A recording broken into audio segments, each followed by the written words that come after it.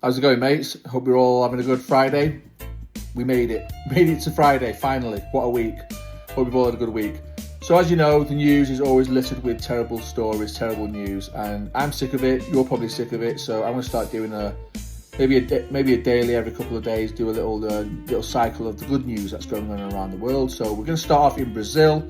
In Brazil, I guess the women's rugby team just qualified for the first time in history for the Women's Rugby World Cup.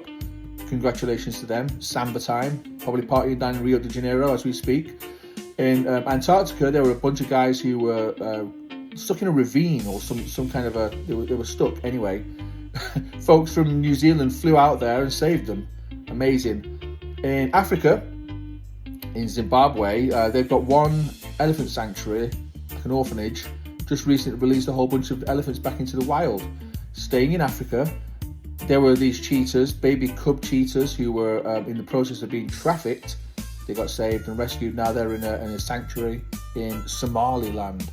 In Europe, there's a statue of Christ called Christ of the Abyss in Pontifino, I think it is, in Italy. Anyway, they've got a bunch of divers going down there, restoring it, cleaning it all up, which is amazing. Shifting gears, getting over to South America, there's an area called the Yosemite of the South, and it's basically being restored and brought back to its former glory, which is amazing. Jumping north into North America, in Florida, there's a guy in Florida called the Tech Fairy, and he's basically 79 years of age and has restored over 700 computers and given them back out to the local community. And here's a cool story from Australia.